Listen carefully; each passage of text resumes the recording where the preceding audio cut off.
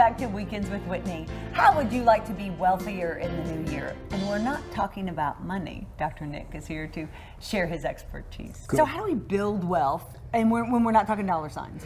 Whitney, years ago, I remember from my study of and my experience of 12-step recovery, a great line. It said, you may be powerless over alcohol or whatever it is, but you're not without resources. And that's when I started realizing wealth has to do with connections and resources and ways to handle problems, how to get things done, resolved, how to find answers to questions, because I'm not that smart. If somebody can't help me, well then who can? Right. If you can't fix this problem, please send me to your supervisor. If this doctor if this doctor is not available, who do you know that's just starting, that's needing to build a clientele? Because I've got somebody that really needs to come in right now. Mm-hmm. You've done that with some of your clients? I have done that, but I'm also thinking about when I have needs, I'm always out there looking.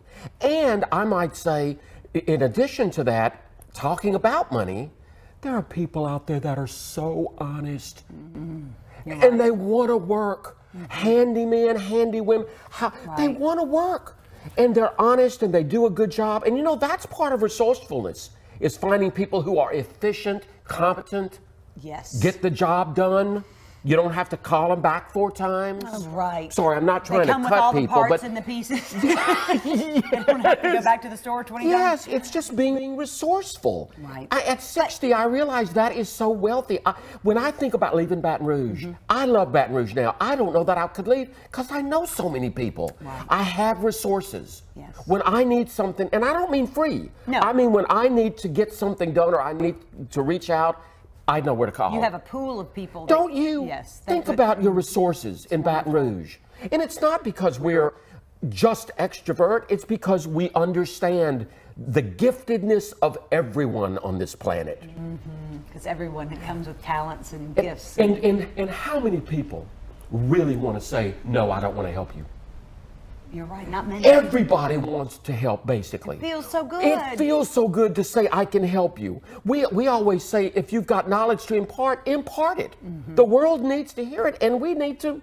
I like imparting knowledge. Right. If I know something. I like to share it. I don't want to own it. No, it doesn't. It only does you good. It does. But you were talking about internal resourcefulness. Why do some people have so much more of it than others?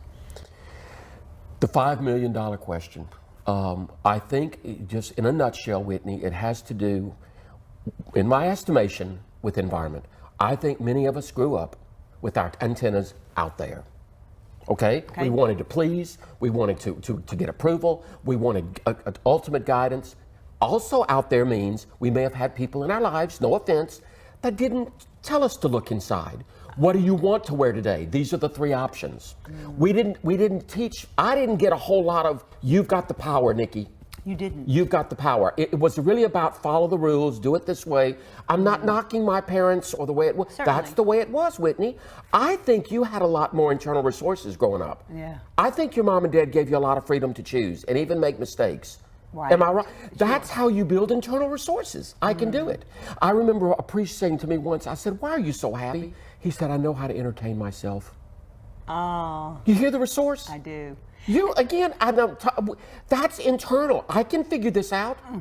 And you just reminded me of something that we can cripple our children when we don't. And sometimes it's easier to say, you're going to wear the red sweater and you're going to go to this school and you're going to take piano lessons and you're going to eat this, you're going to eat this. And they have no decisions to make. They have no decisions. But how about when you put a red, blue, and green and say, honey, pick the one you want. And she says, I want purple, and you say, that's not available.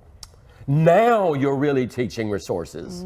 Do you hear it? I do. Now it's limited. You don't get what you want out of life. Always, but you get preference. That's empowerment parenting. See, and by the way, I know we need to stop. That's where I think you didn't get enough of. I don't think you sometimes know your limits. Oh. And I've said that to you, and I love you to death.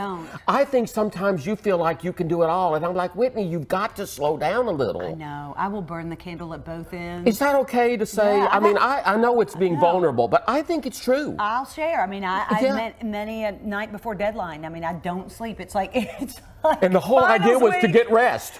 Yes, and on the nights before I don't. I know, and you're right, but I do think I can do it. It's okay. It's okay, baby. You're going to be fine. Happy New Year, everybody. How it swings. Maybe too far. Get the pendulum back. Get the pendulum back. That's my New Year's resolution. Do you have one? No. Well, Kim is telling us we're limited, so I guess I better come back with mine. Yes, unfortunately, we do have a limit on time. We're limited in that respect. But we'll talk after the camera. Okay, and we'll talk next week. How's that? That sounds good. All right. Much more Weekends with Whitney right after this.